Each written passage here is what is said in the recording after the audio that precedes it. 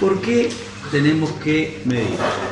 En cualquier rama de la ingeniería es necesario realizar mediciones porque en base a esas mediciones luego se pueden realizar diseños, se pueden realizar, tomar acciones sobre algún proceso, comprar equipamiento. Entonces, en la vida del ingeniero, independientemente de la especialidad, es necesario realizar mediciones. Tenemos distintas situaciones en las cuales nosotros realizamos mediciones. A veces realizamos mediciones durante un proceso para verificar si ese proceso está dentro del control, si está dentro de lo planificado. Tenemos otro tipo de mediciones que se realizan en los laboratorios. Normalmente esas mediciones forman parte de investigación, de desarrollo, desarrollo de nuevos productos, desarrollo de nuevos procesos, de nuevas técnicas.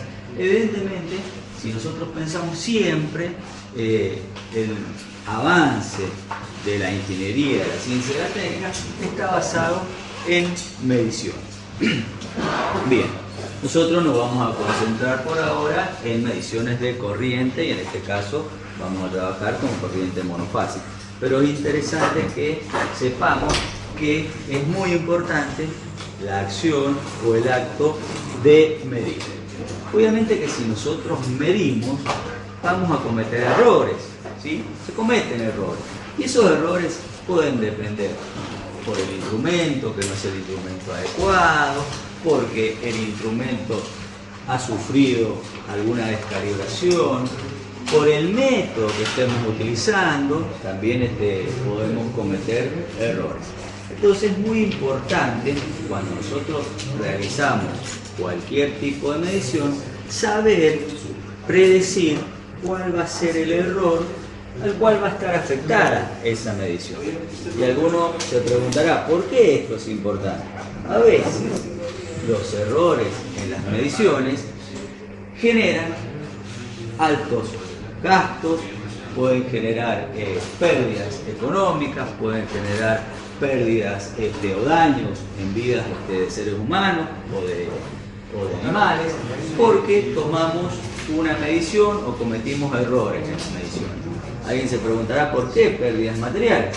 Y evidentemente, si nosotros tenemos que, en el caso del petróleo, tenemos que hacer una determinada perforación y medimos de alguna forma y pensamos que son 150 metros, por decir un número, y en realidad tuvimos un error en esa medición y medimos 600 metros, obviamente que vamos a comprar material para realizar esa perforación de 600 metros y en realidad necesitábamos 150 metros. Eso es un ejemplo de una pérdida económica.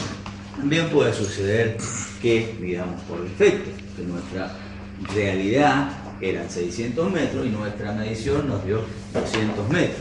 ¿Y cuál es el inconveniente? Alguien nos va a decir, sí, pero eso no tiene ningún problema porque vamos y compramos más. Pero realmente les digo que a veces uno está en el medio del campo, está en una obra que está totalmente alejada, uno está esperando que lleguen los materiales y cuando llegan los materiales uno se da cuenta que le faltan 150 metros o 200 metros o 50 metros que le falten de ese material y no podemos ir al comercio de la esquina o ir al centro o ir a una ciudad cercana a hacer esas compras porque normalmente los grandes proyectos, independientemente del tipo de proyecto, están en zonas que no siempre son muy accesibles. Entonces tenemos que tener mucho cuidado cuando realizamos las mediciones y tener en cuenta qué errores podemos cometer, ya sea por el método o por los instrumentos. Ahora concentrándonos un poquito con los instrumentos. Es muy diferente el instrumento, un instrumento de medida que tiene a lo mejor el ingeniero de campo, el ingeniero que está en el sitio, en el proyecto, donde él realiza una medición como para tener una idea del orden de magnitud de las variables que está midiendo, con el instrumento que tiene el ingeniero de laboratorio, el cual está realizando alguna investigación para un futuro desarrollo o para tomar alguna acción sobre un proceso. Ustedes pueden darse cuenta que los instrumentos son diferentes. Evidentemente hay instrumentos para laboratorios que tienen unas determinadas características, y hay instrumentos que se utilizan en las obras que tienen otras características. El instrumento de obra está más expuesto a golpes, está más expuesto a usos no adecuados, por lo cual a mí no me genera una cierta confianza un instrumento que ha estado en una determinada obra. Mientras que el instrumento de laboratorio tiene otro tipo de trato, está en un ambiente adecuado, se maneja de otra forma, y además los instrumentos de laboratorio, cuando nosotros estamos hablando de laboratorio con un cierto grado de confiabilidad, estamos hablando de que puede ser un laboratorio acreditado. Hay normas ISO que hablan del tema de la gestión de los laboratorios. ¿Alguien sabe qué norma es? La norma ISO, que habla de gestión de laboratorio, es la 17025. La norma ISO 17025, ustedes deben haber escuchado de las normas de calidad, ISO 9000. Algo similar hay con los laboratorios, que es la ISO 17025, la cual establece las pautas, la gestión de un laboratorio, independientemente del tipo de laboratorio que sea. Puede ser un laboratorio de investigación y desarrollo de ciencias médicas, o puede ser un laboratorio de investigación y desarrollo de energía eólica, o un laboratorio de la parte eléctrica o electrotécnica. Esa norma requiere periodos normalizados de contrastación de los instrumentos. ¿Y qué es lo que es contrastar? Y contrastar es verificar cómo es el estado, cómo está ese instrumento, cuál es el error que tiene ese instrumento, y de forma tal de poder establecerlo, y cuando nosotros realicemos las mediciones, poder predecir con qué error estamos midiendo. Normalmente en los laboratorios acreditados hay un listado de instrumentos, está la fecha de la última contrastación, está la fecha de la próxima contrastación, los ensayos que se realizan con instrumentos que no están debidamente contrastados o calibrados carecen de validez científica. Bueno, todo es toda una gestión para justamente tratar de disminuir los errores. Ustedes ya han estudiado en física la teoría de errores, es exactamente lo que ustedes han estudiado. Nosotros hablamos de errores absolutos, de errores relativos. El error absoluto, si alguien se acuerda, era lo que nosotros medíamos, el valor medido, restado el valor más probable. ¿Cuál es el valor más probable?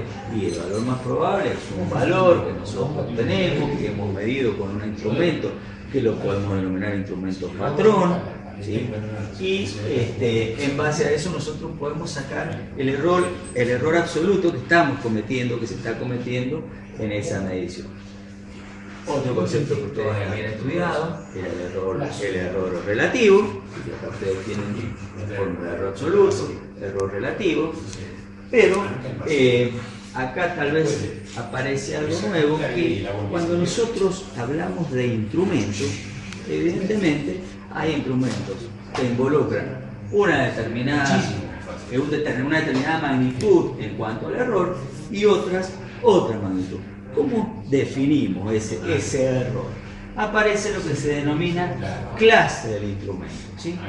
La clase del instrumento es un dato, el cual va a aparecer en el instrumento. Si es un laboratorio acreditado, obviamente que está el modelo, la marca, la clase, ¿sí? Y en definitiva, nosotros conociendo la clase del instrumento, podemos determinar cuál va a ser el error cometido en una medición a fondo de escala.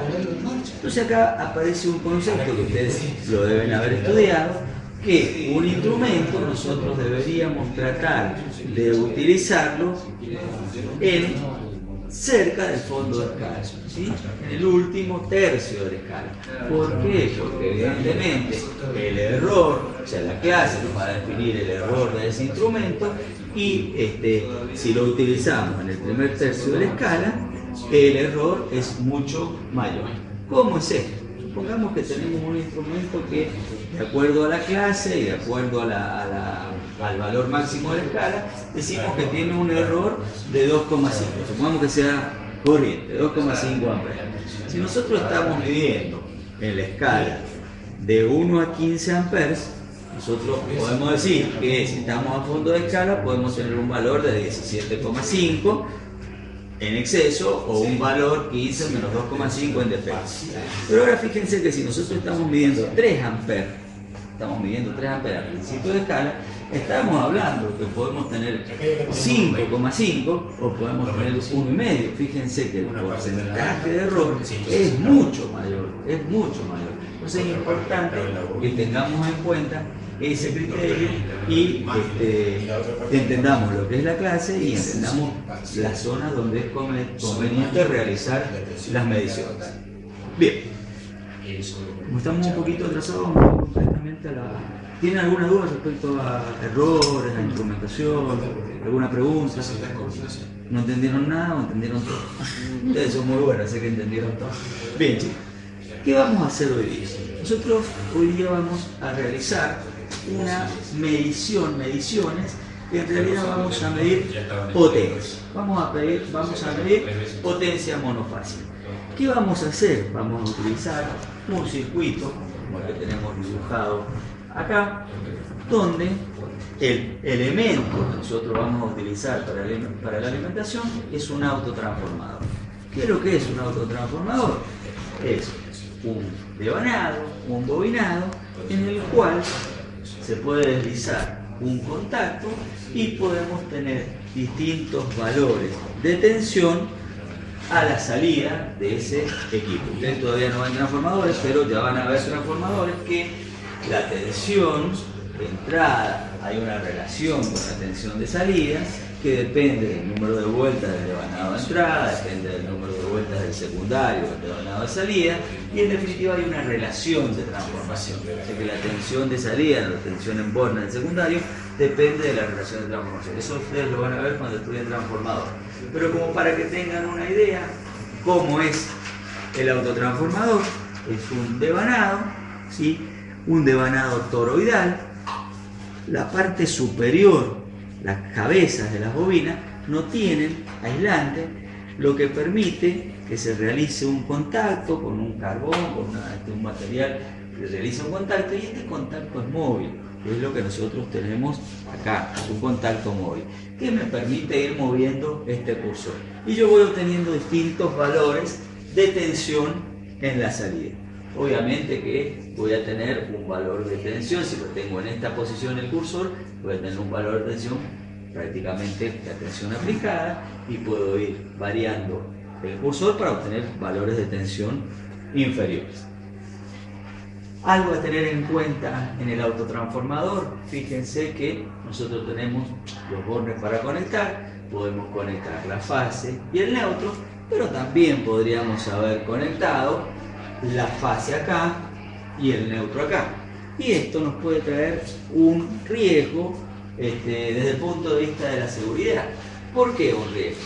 Porque fíjense que si nosotros tenemos el neutro acá y la fase acá, si nosotros vamos variando la posición del cursor, va a llegar un momento que no tenemos tensión y podemos estar tranquilos, tocamos este conductor, no tenemos ningún peligro. Pero porque tenemos el neutro. ¿A qué potencial estaba el neutro? El neutro, 0 volts. Pero ¿qué sucede si lo hemos conectado al revés? Si lo hemos conectado al revés, nosotros tenemos el cursor acá, nuestro voltímetro nos marcaría prácticamente 0, entonces decimos estamos tranquilos, no tenemos tensión. Y tenemos este conductor en nuestras manos y tenemos en realidad la fase. O sea que estamos con la fase en nuestras manos, lo cual puede generar obviamente, como ustedes saben, riesgo de electrocución, que ya estuvimos charlando ahora. Acá, bueno, ya se ha verificado la conexión correcta, pero siempre que ustedes trabajen con instrumentación, con circuitos eléctricos, no tienen que dar por sentado nada, ustedes tienen que verificar. Antes de operar, tienen que verificar que no está conectado, que está desenergizado, no se guíen por las indicaciones de los instrumentos. ¿Por qué? Porque puede ser que un equipo, un voltímetro, supongamos un voltímetro analógico, un multímetro analógico, ustedes ven la aguja que prácticamente no tiene deflexión. Entonces alguien dice, acá no tenemos tensión. Pero ¿qué pasa si el alcance, estábamos hablando de 600 voltios o 1200? En definitiva, la aguja estaba muy cerca del cero, no porque no tuviésemos un valor de tensión peligroso, es porque nuestro alcance, el rango del instrumento, estaba en un alcance muy alto que hacía que la aguja tuviera poca deflexión. Estas cosas, yo sé que por ahí pueden parecer obvias, pero es necesario que siempre tengamos cuidado. Y fundamentalmente, para no correr riesgo, tenemos que ser metódicos. ¿Y qué es ser metódicos? Nosotros, antes de operar, en este caso ustedes van a ver mesas con circuitos, antes de operar, lo primero que tenemos que hacer es ver dónde está la alimentación. ¿Está desconectado? Perfecto.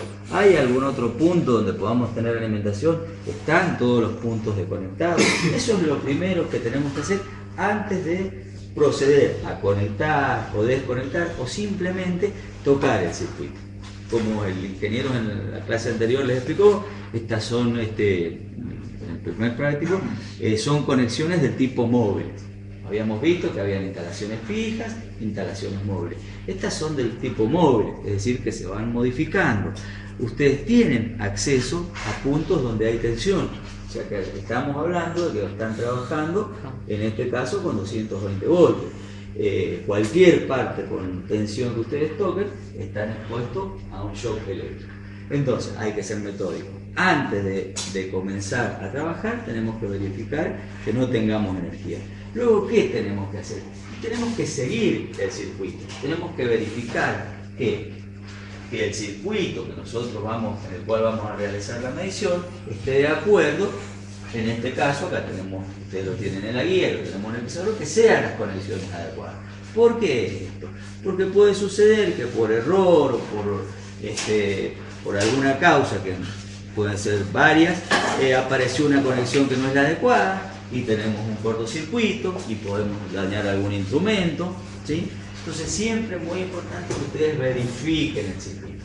Esta verificación se hace sin tensión. Una vez que ustedes verificaron el circuito, que están seguros, que como acá trabajan en grupos, pueden verificarlo uno y otro y estar seguros que las conexiones son adecuadas, recién ahí empezamos a pensar en energizar. Cuando trabajamos con autotransformadores, es fundamental que nosotros empecemos con los valores de tensión lo menores posible. Entonces, antes de energizar, procedemos a ponerlo en cero y ahí recién energizamos, cerramos los interruptores que tuviésemos que cerrar y realizamos la práctica. Esto se los digo ahora, pero siempre que realicemos práctica de laboratorio vamos a tratar de seguir un procedimiento, ¿sí? Ser ordenados. Bueno, vamos a ver concretamente qué vamos a hacer en el día de hoy. Hablamos del autotransformador, vamos a medir potencia. ¿Con qué instrumento medimos potencia? Medimos potencia con un batímetro, y ustedes saben que el batímetro está compuesto por una parte voltimétrica y una parte amperométrica, porque evidentemente ustedes saben que la potencia es el producto de la tensión por la corriente, por el coseno del ángulo de pasaje que hay entre tensión y corriente. En definitiva, cuando yo dije una parte voltimétrica, es una bobina voltimétrica, y cuando hablé de una parte amperométrica, es una bobina amperométrica. Fíjense cómo están las conexiones acá, medimos corriente, medimos tensión. Pero ahora, ¿qué sucede? Fíjense, si nosotros con esta conexión medimos la corriente, en realidad, ¿estamos midiendo la corriente que circula por nuestra carga? Este amperímetro, ¿qué les parece? ¿Me está indicando la corriente que circula? No. ¿Estamos convencidos de que no? Fíjense, ¿por qué no? Esta corriente, este amperímetro, así como está conectado, nosotros tenemos una circulación de corriente. Fíjense que acá existe un bobinado, una bobina voltimétrica de este voltímetro, acá tenemos un devanado, Fíjense que acá tenemos un paralelo. Tenemos corriente que circula por la carga, tenemos corriente que circula por la bobina voltimétrica, el voltímetro, perdón, por la bobina del voltímetro, y corriente que circula por la bobina voltimétrica del vatímetro. Evidentemente no estamos midiendo la corriente que circula por la carga. Estamos cometiendo un determinado error al medir esta corriente. Ahí está un poco lo que les dije de los errores. Estos errores no son del instrumento, estos errores son propios del método o del circuito que estamos utilizando. Matemáticamente nosotros podemos ver, podemos determinar los valores de estas corrientes, sabemos los valores. A ver, veamos acá. Los valores de resistencia interna de los instrumentos. Los sabemos porque son datos. Los valores de las resistencias, las características de los instrumentos, tenemos datos, que son los valores de las resistencias internas. Acá cada uno de los instrumentos tiene indicados los valores de la resistencia interna, tanto de la bobina amperométrica como de la bobina voltímetrica. Y acá hay algo importante para destacar. Los instrumentos, por ejemplo, un multímetro digital, como los que tienen en la mesa, los valores de resistencia son muy elevados, muy elevados. Es así que están anotados y están en el orden de los 10 megaohms. Y fíjense, los valores de la resistencia interna de instrumentos de panel, de instrumentos analógicos, son mucho menores, son valores menores. Estos instrumentos tengamos menores corrientes circulando a través de ellos cuando lo utilizamos como voltímetro, por ejemplo.